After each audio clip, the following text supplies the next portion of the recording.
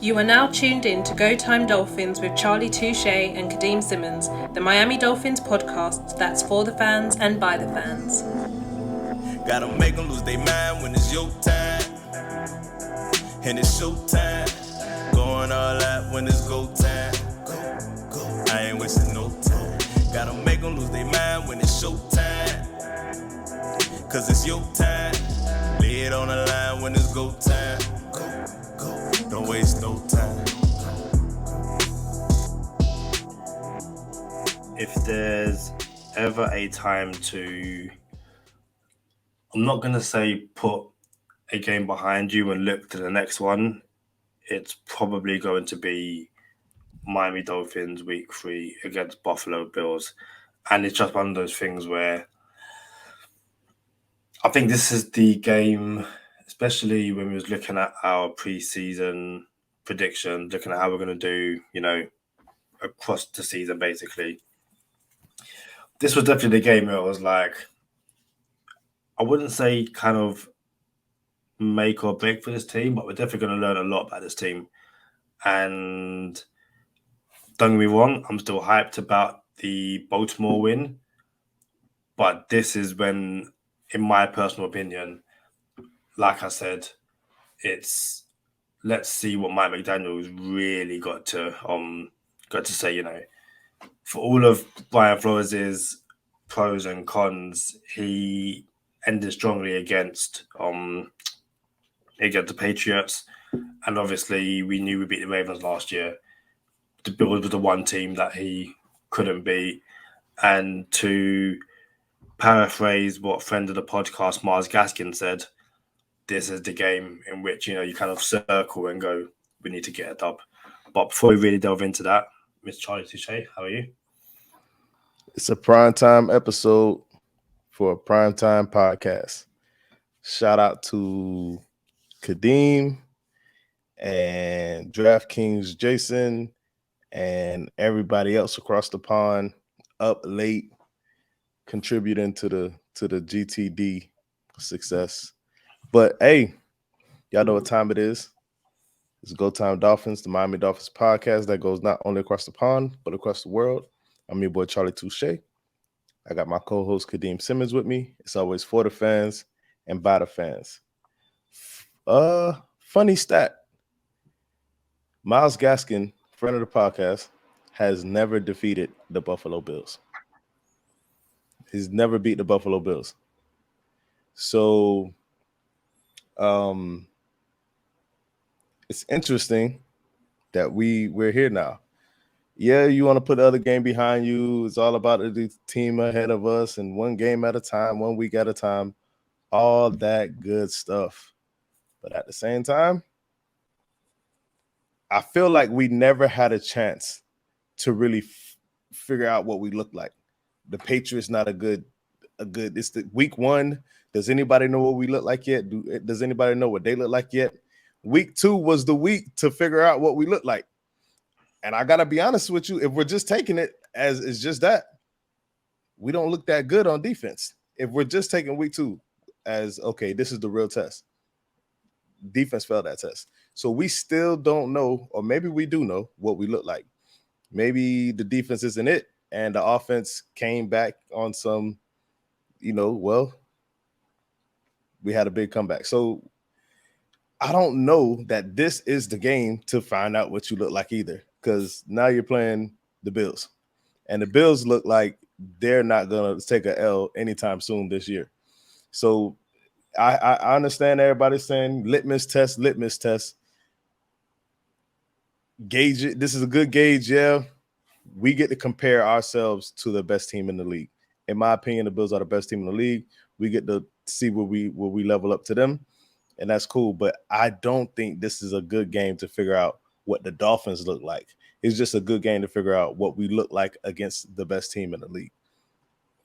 Yeah, definitely. I've seen some say that the winner of this game is basically the best team in the NFL. It's like, so what? Like, no. Like, I love the Dolphins. I don't think the Dolphins beating the Bills making the best team in the NFL because the Chiefs still exist. And again, it's one of those things where I'm not going to hype up the Dolphins so far, or, after 3 games. Just they beating the Bills. I remember probably like my first season as a hardcore Dolphins fan. I lost your audio. I lost audio. Sorry about that. Yeah, I was saying I remember my first season as a Dolphins fan, and we started 3-0, and I was like, "Is this it? This is easy.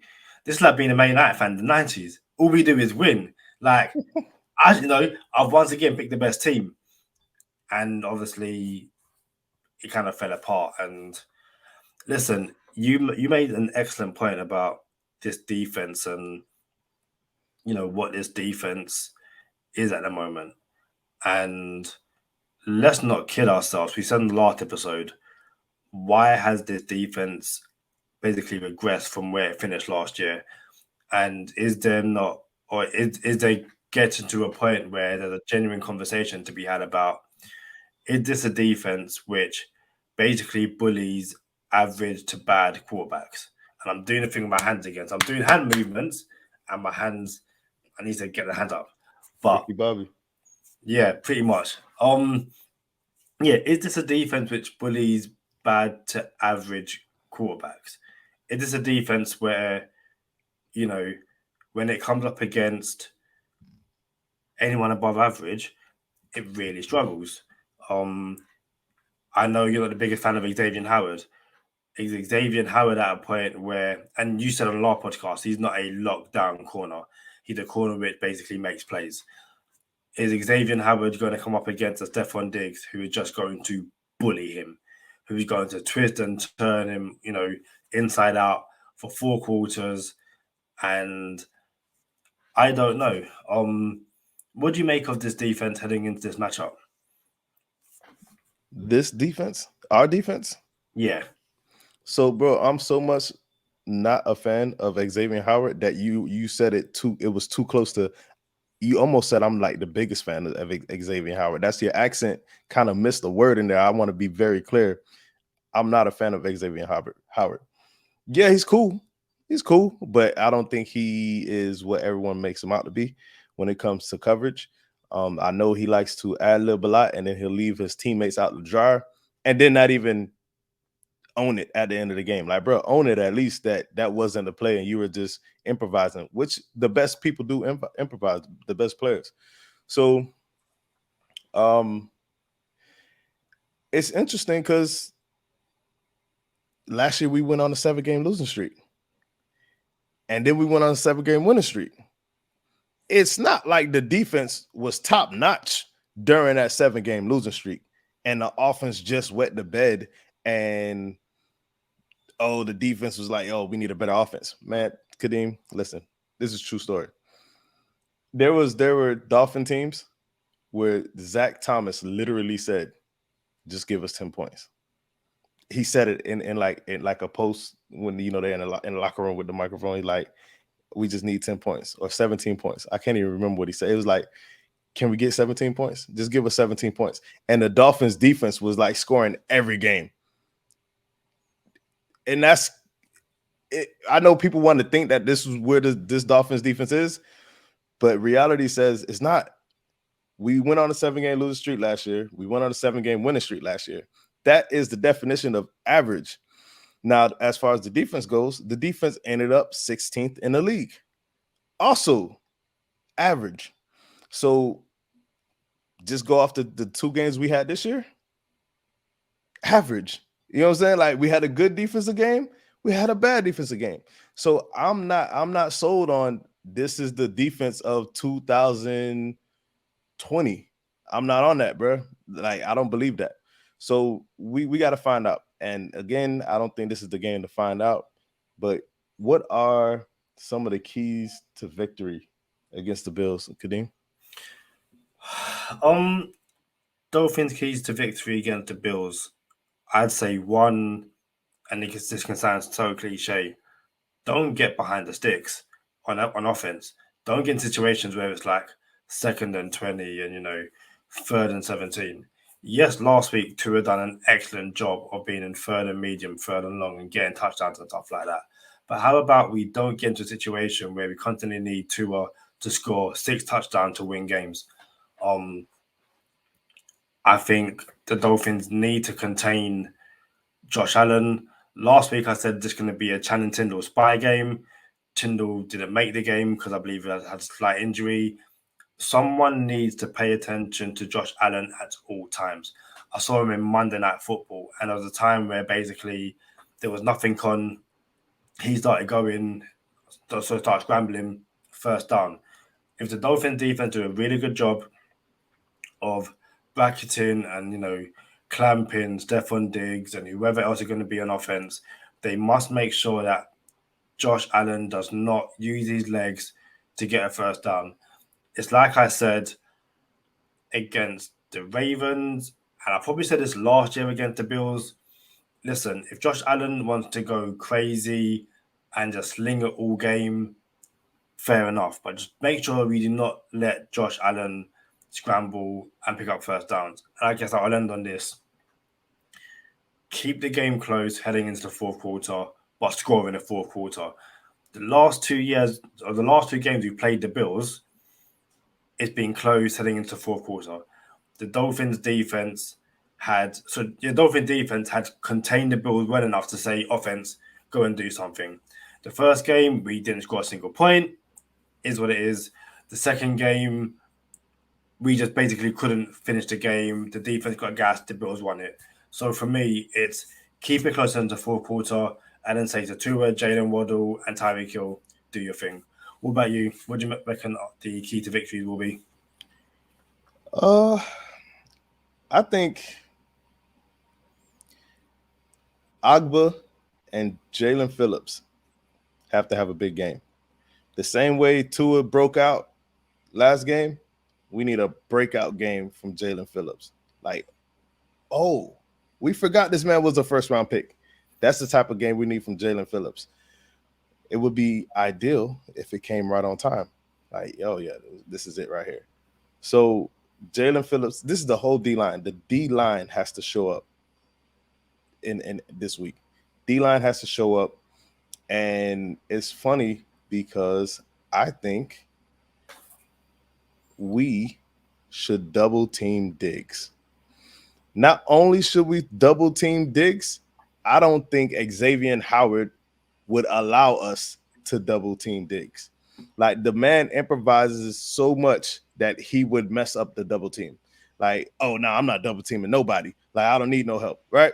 Like, that's just who he is. So even still, I think we should double team Diggs with the other two. Then, like, whoever the other corner is and another safety on the other side, they should double team Diggs, and then Howard should get whoever the second receiver is going to be, whether it's Gabe Davis if he plays, or whoever they line up across the field. My thing is, if Gabe Davis isn't playing, I don't want to waste Howard on someone else that's not Gabe Davis. I don't even know who their third receiver is outside of Isaiah McKenzie. So I would want to double Diggs with Howard and someone else, because I don't believe Howard can cover Diggs one-on-one. That's just, there's no shot, there's no nothing. This is just football one-on-one. I don't believe Howard can cover Diggs one-on-one. So instead of having pride get in the way of, oh, they were just better than us this week, and Pro Bowl corner versus Pro Bowl receiver, whether y'all believe it or not, the man cannot cover Diggs. So I would want to double Diggs, put Howard and someone else on him, and live by that, die by that. You double Diggs, let Allen beat you, and guaranteed to take the under after that. You take Diggs out the game, game's not going over 52. I think it's 52 and a half right now. The game's not going over if you double team Diggs. If Diggs beats the double, it's going to be a long season for the entire NFL. Like, straight up, the entire NFL. So double Diggs, put Howard and someone else on them, and live with the results. That's what I would do. That's how I see it. Is that how I think it's going to go? No, I think Howard's probably going to get him one-on-one, and it's going to be, this is a premier matchup. Like, come on, it's not no premier matchup, man. Howard just got dogged by Bateman. Diggs is twice as good as Bateman. I'm just saying, Howard's not a cover corner. He's a superstar. It's a difference. He makes big time plays, but it's not like he's making big time coverages. It's not the same. Do you think Howard's potential groin injury is the reason why he played off Bateman last week? Stop it. No, it's Stop okay. it, bro. Hold on. Stop it, dog. You say stop it, but it's not like this groin injury hadn't, like, we all knew about it. This week he shows up on the injury report with a groin injury. I'm asking, is that part of the reason why they kind of played off coverage so much? Like, the groin's somewhat of an issue. Don't try and press, and then the groin goes, and then all of a sudden we've lost Byron Jones and Xavier Howard. I also know that because you aren't the biggest Xavier Howard fan, we ask questions like you're giving them excuses. It's the injury is semi there. Same way, I'll finish. Same way you were saying Jalen Waddle's injury, you got to pay attention to it. And I was like, I don't think you do. And 2 weeks, I'm kind of being proven right.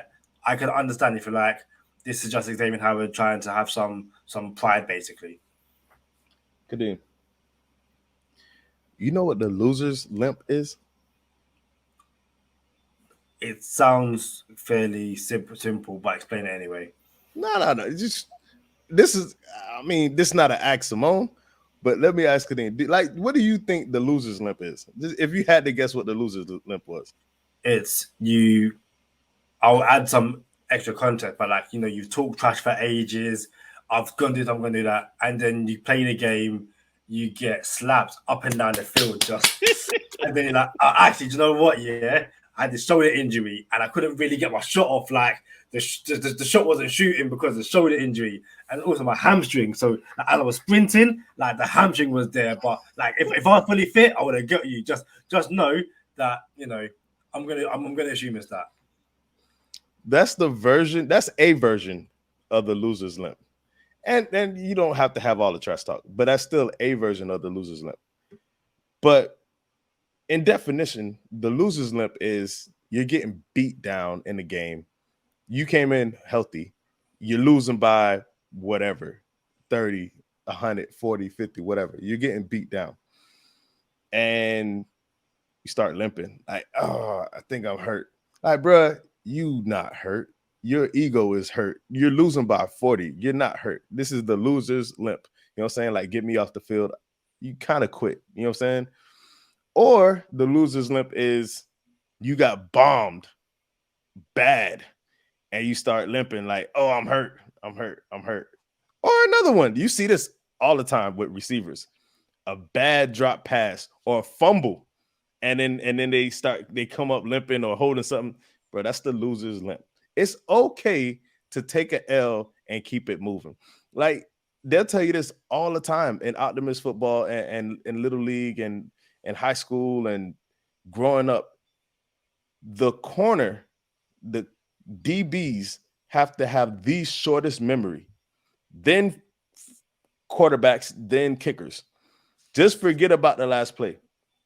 Forget about the last missed field goal. Forget about the pick. And if you're a corner, forget that they just got you, like they toasted you. Like, you have to forget about it. If not, you're going to be lighting up the scoreboard and they're going to be blowing you up anyway. You know what I'm saying? So you have to forget about the last play. You have to have a short memory at corner. And this feels like the loser's limp to me, bro. And now Diggs is coming to town. Well, guess who's coming to town after that? Jamar Chase. You know what I'm saying? Like, bro. And guess who's coming to town after that?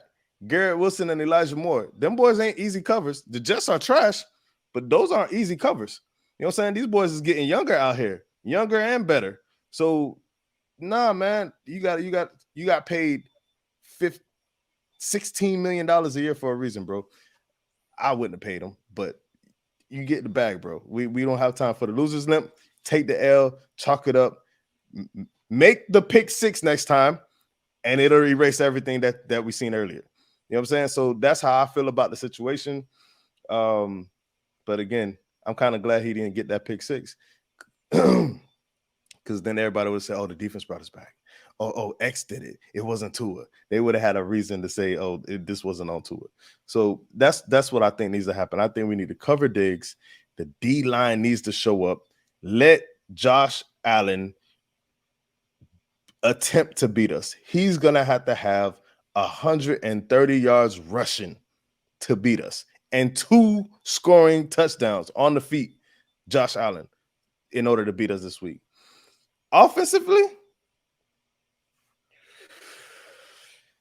you know how the past couple of weeks, Kadeem, I'm like, man, I don't see how they score on us. You know, I said that, like, Patriots, like, I don't see how the Patriots score on us. I'm over here trying to figure out the over-under. I'm like, these boys might not even score. And then they almost didn't. And then when it came to Baltimore, I don't really see how they're going to score on us. And then you have a kick return and X getting beat, blown cut, missed tackle assignments. Okay, listen. I assume people rock with this podcast because they like the authenticity of the podcast. And we rock with y'all because you rock with us. And we will still rock with y'all even if you didn't rock with us. But I'm going to keep it authentic. I don't know how we score on this team, bro. Like, these boys are good, but at the same time, we have to beat them. Now, the ideal way to do it is to have the running game kick in. Right now, we need the running game more than ever. And if we can't run, it's going to be a long night, a long day for Tua, because you win some and you lose some. That applies to the offensive line. You're going to win some, but you're going to lose some. And if there's no running game, Bills D-line is going to tee off on Tua, and we cannot have that. So we need the running game. And if the running game doesn't kick in, expect a lot of screen passes, a lot of RPOs, a lot of get the ball out of my hands in less than 2.4 seconds type stuff. And I don't think that can beat the Bills. You see what I'm saying? So, yeah, we have quick passes. We have short passes. We have Tyreek Hill. We have Jalen Waddle. But is that going to keep up with a team that has outscored their last 2 opponents like 73-16? You know what I'm saying? It's the wildest number. That's not accurate, but it's something like that. So I'm gonna be real with you, Kadeem. What do we do on offense?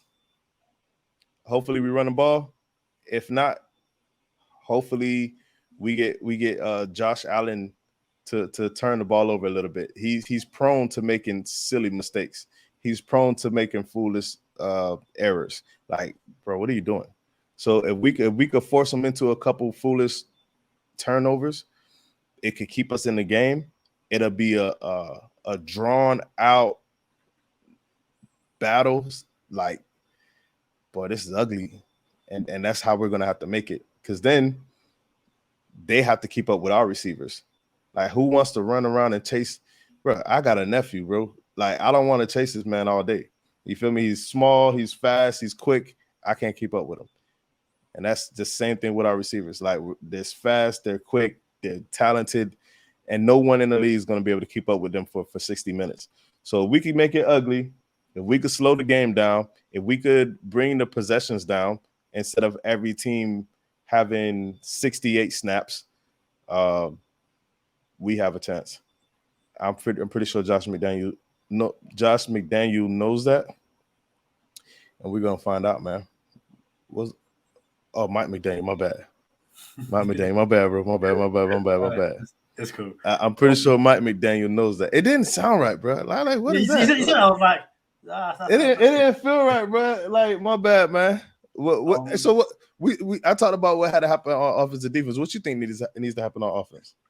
Well, we head into this game without Byron Jones, but they head into this game without what a catch. So watching Monday Night Football, that was some Odell Beckham catch stuff. We head into the game without Byron Jones. They head into this game without Tre'Davious White and potentially maybe neither of their starting safeties. We saw against the Ravens that the Dolphins ended up, bullying a patched up Raven secondary. The Dolphins need to do the same. But again, like you said, it's not like we're going up against a D line which doesn't have any push. We're going to need to want Armstead to play the entire game. We're going to need the entire offensive line to really gel and to really click. Because when you got Von Miller and Ed Oliver and Gregory Rousseau just coming at you over and over and over again, people are not going to have time to stand there, survey the field and find Tariq Hill deep. So a run game is definitely needed there. And it's one of those situations where if you get into the red zone, taking threes might not be enough. The Bills are in this current state of play where they're forcing teams to go for it on fourth down. Because if you don't, the Bills are going to drive down the field and score a touchdown. Like, I don't know the exact stat off head, and I really should have it. But they've gone, I want to say, around half of the last maybe 10 games without punting the ball.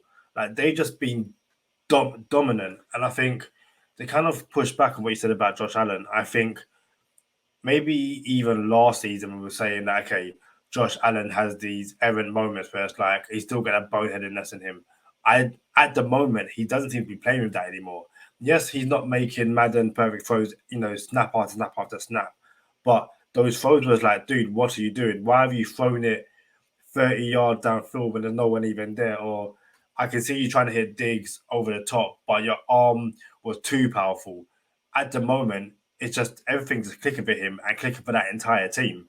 So I'm again watching Monday Night Football and the Titans, and it was like the opening drive, already down 7, and the commentator was like, the Titans can't settle for 3 here.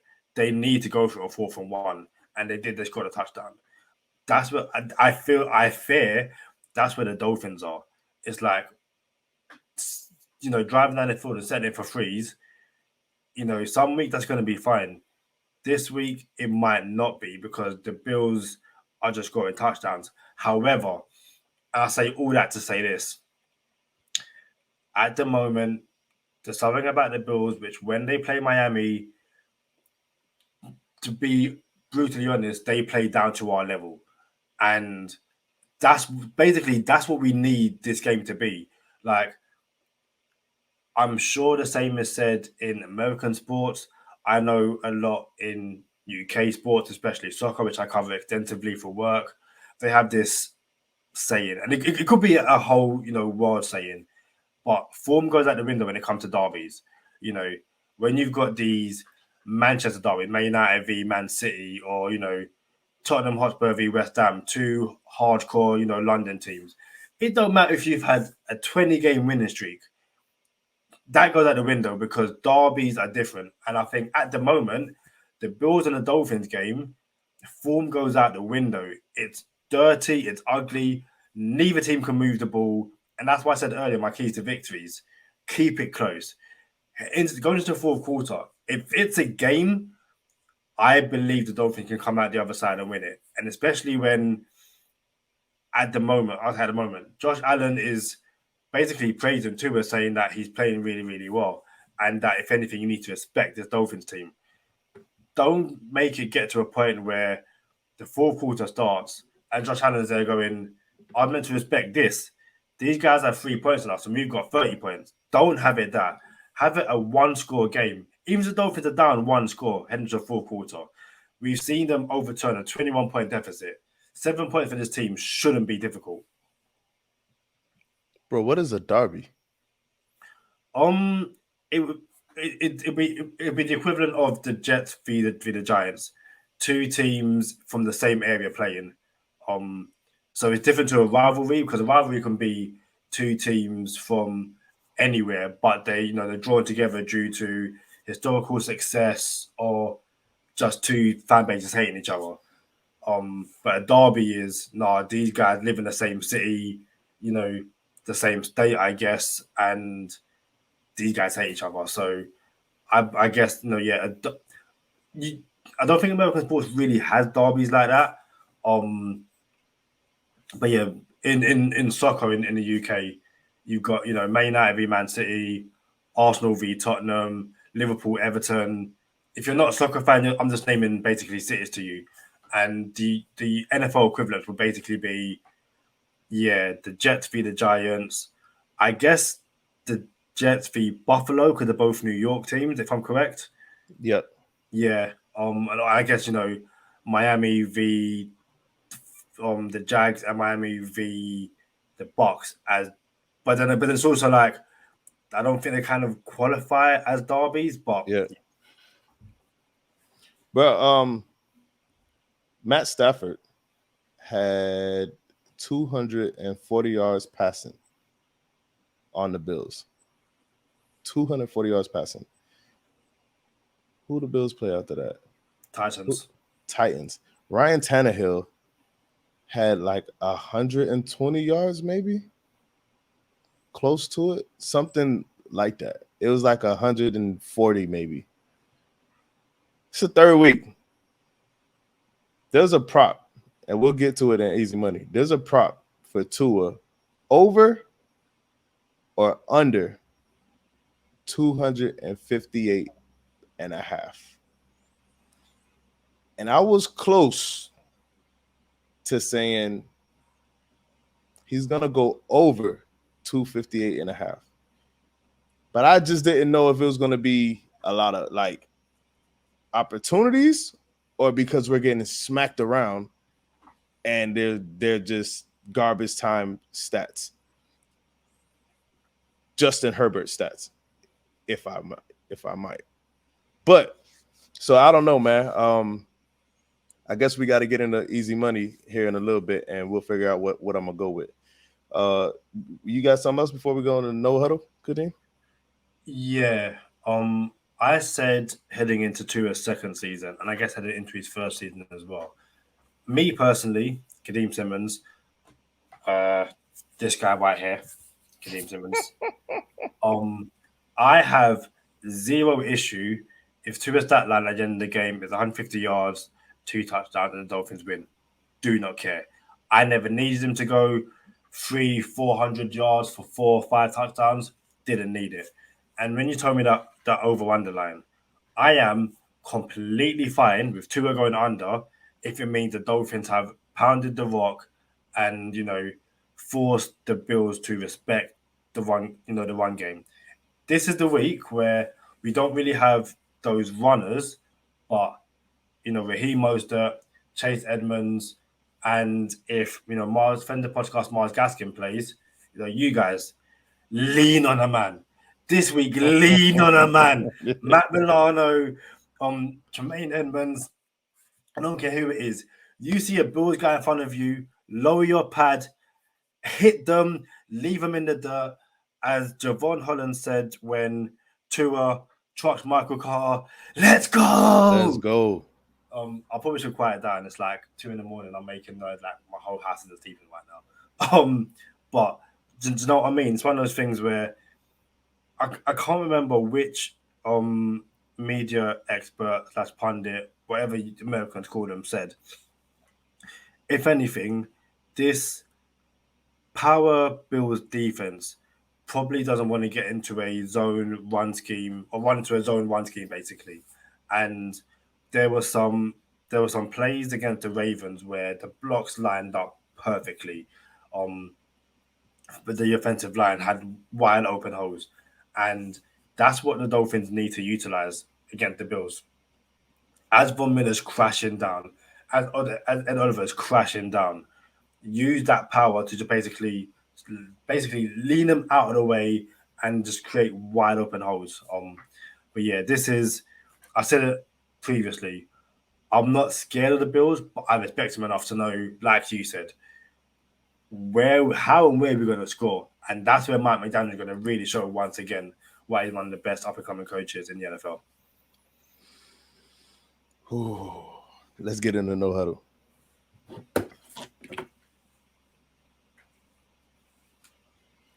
Let me turn my headset on. I've got my playbook, and I've noticed as well that Mike McDaniel kind of has it open. So I think I might do like a little open thing, but for now, let me keep it closed. I'm gonna start with the injury report, as it's quite an extensive list this week. Can't hear you. You got kind of low.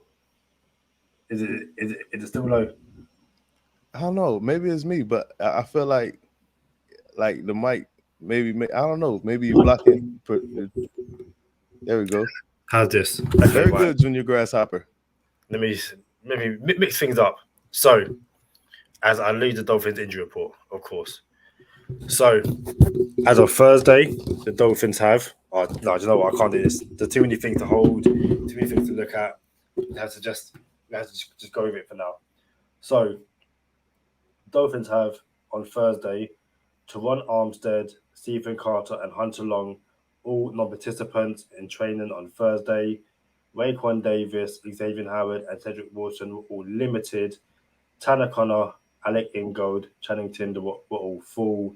And Melvin Ingram showed up on the injury report due to vet rest, but he was a full participant on Thursday. As for the Buffalo Bills, on Thursday, Micah Hyde, Dane Jackson, Tyron Jones, Jordan Phillips, and Jordan Poyer all did not participate. Gabe Davis, Dawson Knox, Mitch Morse, Ed Oliver, and Tim Settle were all limited as well. So I should say the first group did not participate, the second group were limited, and then Reggie Gillum, Cam Lewis, Matt Milano were all full participants on Thursday. As for the weather on Sunday, and this week I will let you have your Celsius to Fahrenheit guess, I should say. So Sunday's weather in Miami is 30 degrees Celsius. So what's that in Fahrenheit? 30 degrees Celsius is... You sure it's 30 degrees Celsius? I'm sure. 30 degrees Celsius. Oh, I'm gonna need some more time. Hold on. You don't have time. Oh no. Hold on. No. Hold on. 30 degrees Celsius.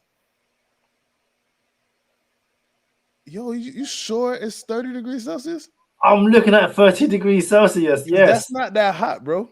I know. Is it 75 degrees Fahrenheit? 86. Oh, yeah. I thought I was off.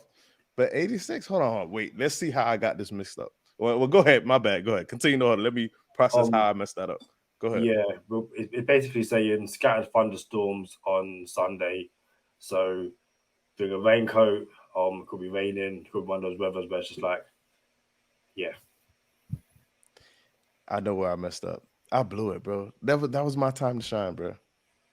I should have said 85, but I said 75. And I knew I don't know how I messed that up. Next week, I'm going to get, you know what? I'm not messing up on Celsius Fahrenheit no more on this podcast, bro. I'm going to calculate Celsius and Fahrenheit right here on the podcast every single week. No help. Go ahead. My bad, man. That's me for the injury report. Over to you for fantasy. Yeah, man. So it's fantasy football. Here's what I'm thinking. I'm thinking we're going to go with, we're starting to it. Bro, I waited the whole offseason to draft. And I'm in two leagues. And the plan A was to draft either this plan A and plan. I was gonna say, I guess it's 1A and 1A, like LaFleur said. It was either Carr or Tua. And then since I'm in two leagues, I have Carr in one league and Tua in the other league. So we're starting Tua again. I believe Tua is a start every single week. I believe he's gonna go, like, we have Touche's Tua ticket with DraftKings. And if you put some money on Touche's Tua ticket with DraftKings, and I know we're going to get into easy money, you're looking good right now. So that alone tells me I'm starting Tua. I'm starting when it comes to running backs. Well, we got a little conundrum here. We have Edmonds started game 1, Mostert started game 2, Mostert got the brunt of the carries and the work. He looked better than Edmonds. It feels like now if you're in a 10-team league, I'm going to tell you to pivot. Don't start any running back if you're in a 10-team league. If you're in a 14-team league, like the Go Time Dolphins podcast league is, and you need to start a running back, and you're like, man, my running backs, there's no real running backs this year. I'll go Mostert over Edmonds. I think he gets the nod. I think he runs different. I think McDaniel likes the way he runs. So if I had to start a running back out of the two, I'm going Edmonds. We got the duo, bro. We got the best receiving core in the league. You're starting Waddle. You're starting Tyreek Hill. That's it for the receivers. Mike Gesicki, what are we doing? Man, rolling the dice. There's no real, you know what? Nowadays, everybody want to act like they got something to say, but nothing comes out when they move their lips. We starting Gesicki, man. Y'all forgot about Gesicki. Let's start Gesicki. Hopefully, we can get lucky twice. I'm not thrilled about it, but there's no real tight ends doing anything in fantasy football. So if you have Gesicki on your team, feel good about starting them this week. Let's see what we get. I got to believe Mike McDaniel is like, yo, man, I got to get Gesicki the ball. He's on the team. We got to give him the ball. He's a weapon. Look what he did for us. He went to Mike Gesicki pregame, last game, and said, hey, first third down is yours. I believe Mike Gesicki comes back and says, this is why I'm one of the best tight ends in the league. Find out a way to use me. We will find out another way to use him this week. Do not start the Dolphins defense. Just being real. And I'm not one of those fantasy football players where, oh, it's a good team, sit this defense. Because I kind of believe opportunity brings points for fantasy football when you have a defense. So when you're playing the Chiefs, I believe Mahomes will give you a couple sacks, give you a couple picks, stuff like that if your defense is good enough. So this really does create an opportunity for the Dolphins defense to get turnovers and get sacks and get pressures and get picks and stuff like that. But I can't trust it, man. These Bills are on a roll, and I'm not jeopardizing my fantasy football game because I'm a Dolphin fan and like, oh, we're gonna stop the Bills. I'd rather just bench the Dolphins defense. It's an even year. We're starting Jason Sanders. On the other side of the ball, if Gabe Davis plays, start Gabe Davis.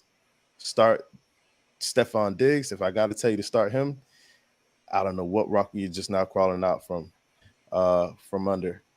Start Josh Allen. Bench Dawson Knox. I think Eric Rowe comes up big for us this week.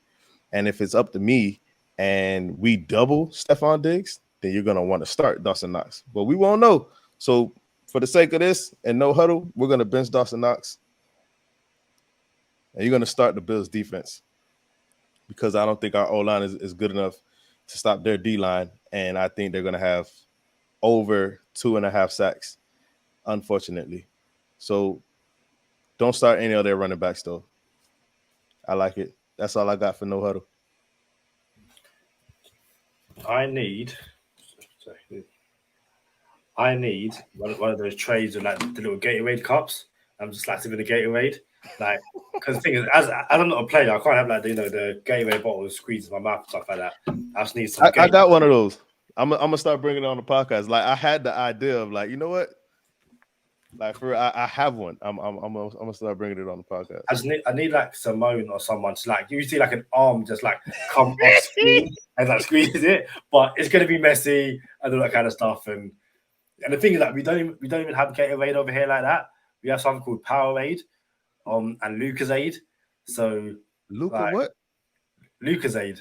Like Luka Doncic, his aid? Yeah, Lucazade. Lucozade. Lucozade. Yeah. Okay. That's what we had growing up, I guess. But yeah, it's Do you want to head into easy money?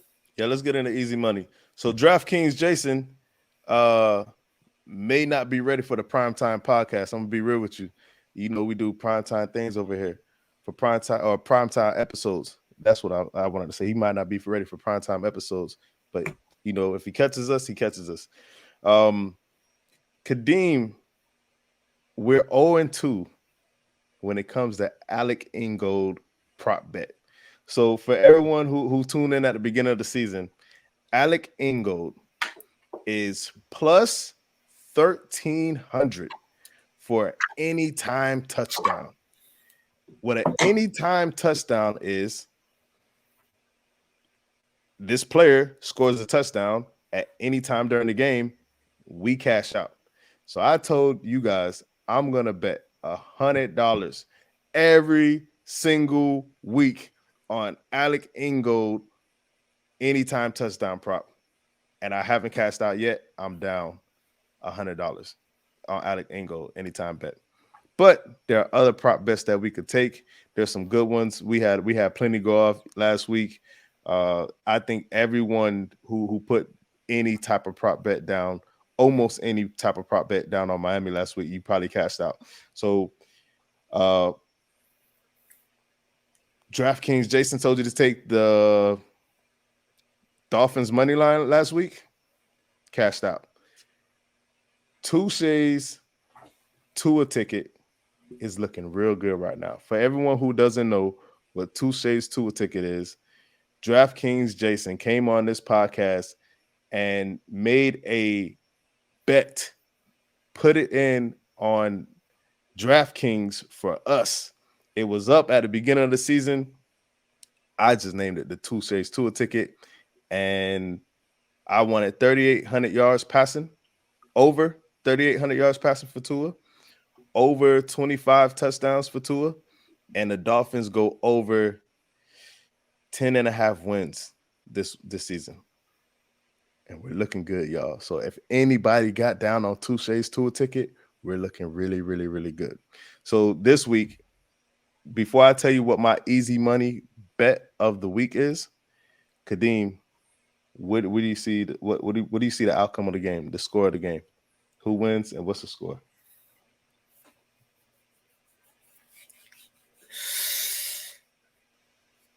I still think the Bills win. And I think the Bills win, and the score is going to be 40-27. Like, I just can't. I generally right now can't see the Dolphins defense topping the Bills and holding them to under 20 points. Like, and you know, people might be like, "Why so negative?" I'm sorry. If someone says why it's so negative, bro, like I don't know if they watched any other Bills games this year, or the past year. Like I don't know if they watched any of the past 20 Bills games if they say why it's so negative. So yeah, I'm going 40-27 to the Bills. What about you? Before I go to me, if the Dolphins did win this game, what would that score be?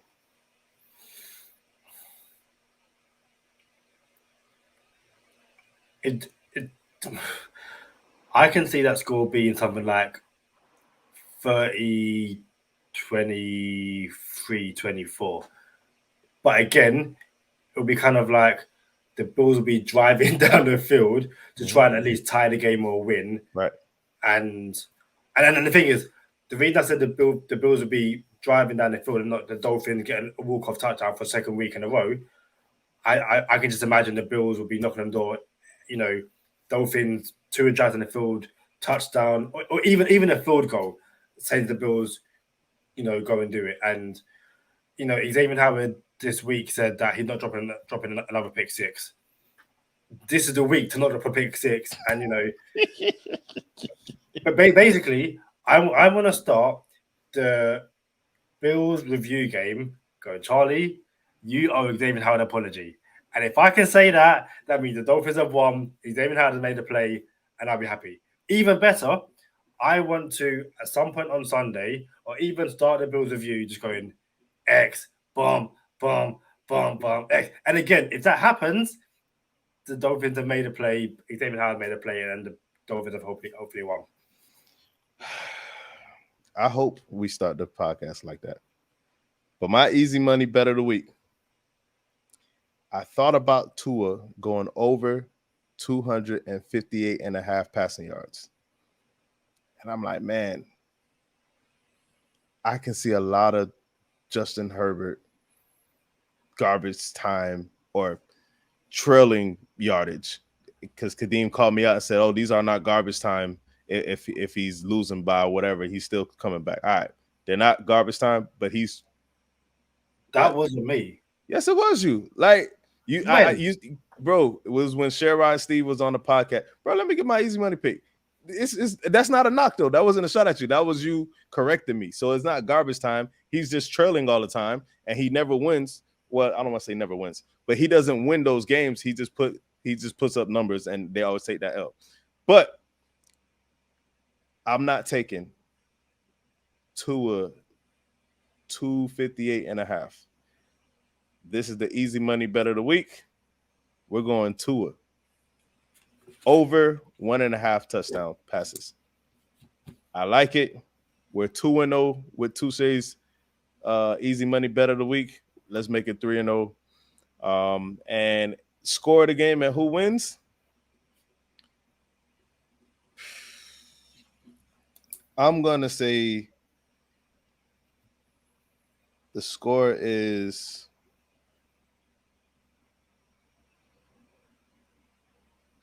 all right. This is bad podcasting. No dead air. Give me a second. Let me calculate this.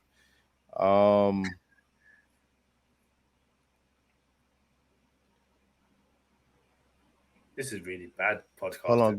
Chill. I didn't think about it. Hold on. I'm gonna say 34-20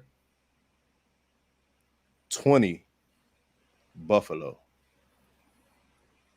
34-20 Buffalo wins. That'll give you the over. The over is 52.5. I'm not telling you to take the over. That's pretty close. Kadeem likes the over, but I'm gonna stay away from over under this game. So Touche's pick of the week, easy money pick of the week. Tua over 1.5 touchdown passes. I like it. But hey, look, you got something before we go into the bonus time, Kadeem?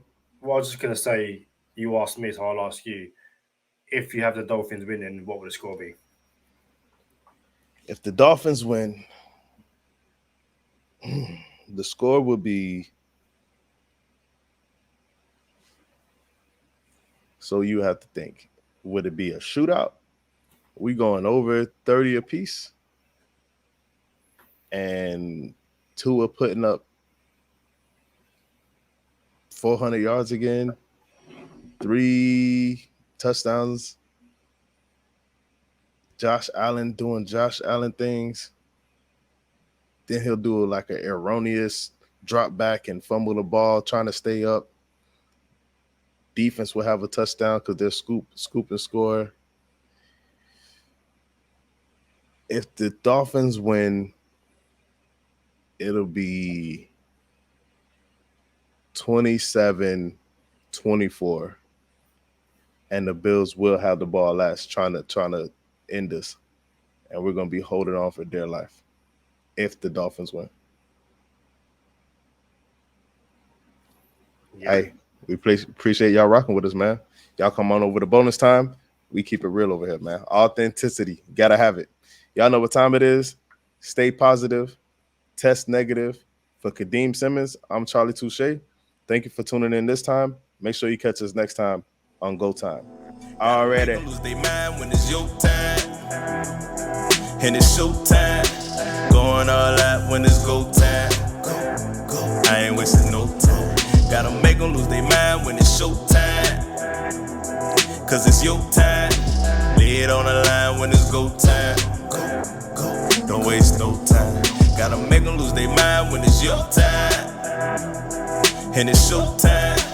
Going all out when it's go time.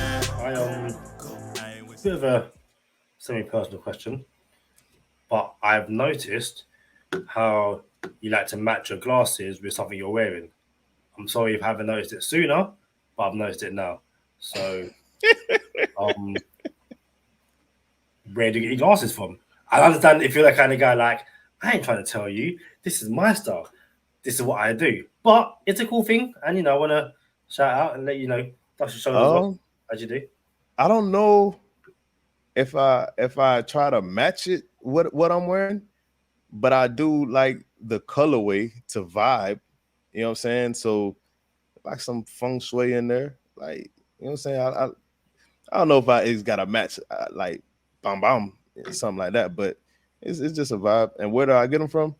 I don't know. You guys really can't see, but they're lensless. They don't have any lenses in them. Did you know that, Kadeem? Oh yeah, I know. Yeah, I've seen your glasses. So yeah, you could just like put your finger through the frame, I guess, to prove that the lensless. Hey, sometimes, like while we're recording, I'll go like this, and I know people don't ever catch it. Like, bro, did you just scratch it? Like, you know what I'm saying? So, nah, man. Yeah, I ain't telling you where I got them. That's cool. Ain't no way. That's cool. And a bit of fun from me. So, I'm a Madden player, but I haven't got Madden this year. Just picked up 2K, different things. But no YouTube or professional Madden players ever played with the Dolphins because there's no need to. But this year, people want to play with the Dolphins, and you can understand why. Raheem Mostert, Jalen Waddle, Tyreek Hill, a lot of people kind of like really, rating Tua. And, that's fun. One thing that did make me laugh is I'm watching someone play with the Dolphins on YouTube, and I kid you not, they were starting Noah at corner. And I was just like, no offense, but this is someone who doesn't actually watch the Dolphins, and they see Noah Speed on Madden and go, I'm going to start looking at corner. And that's a silly thing to do because even in Madden, quick corners get burnt all the time because they don't have the good zone or man rating. But I just thought it's interesting watching, people play Madden online competitively, and the Dolphins are there a lot. And that's definitely the first time in my fandom that this has happened. But it's good to see the Dolphins get some Madden respect. When do you think we'll see Eric Ezukama? So good question, because Wes Welker in his Thursday briefing said that it's not a shot at Easy E, but the Dolphins have depth at wide receiver, and they just don't need to play him right now to call him up. Friend of the podcast, Mars Gaskin, came on this show and said that basically sitting his rookie season in the stand was the best thing for him. It allowed him to develop, to watch how the NFL speed is, and to, for it to really go, okay, cool, this is what I need to do. And then, he's been making the roster starter ever since.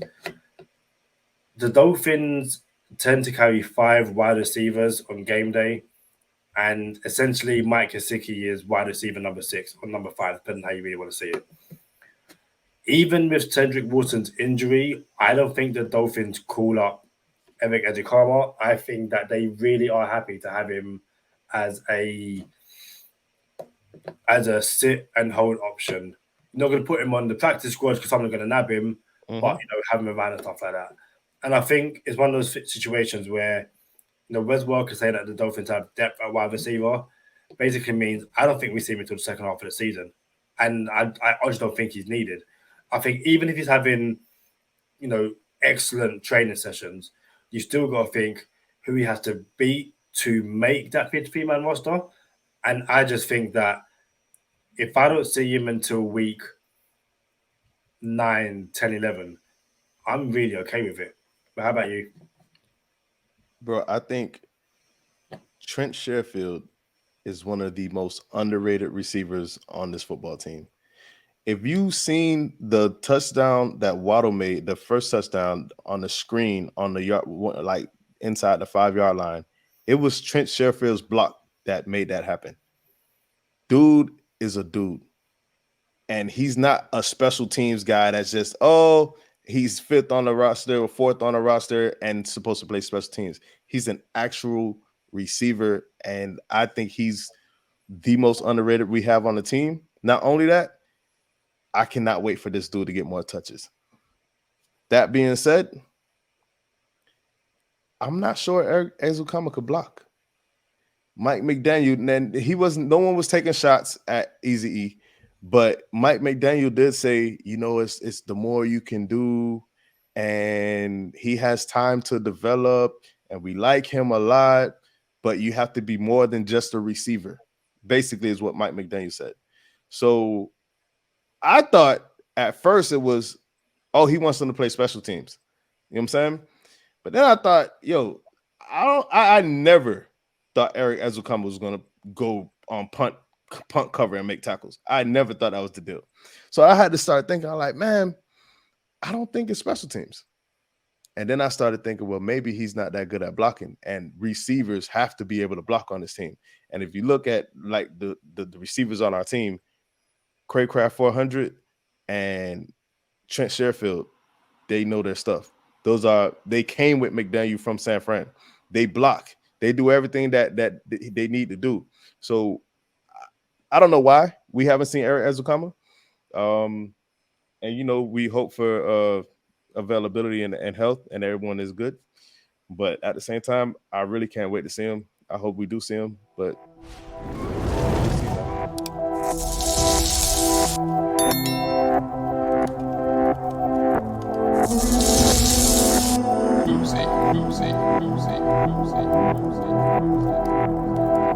Oopsie.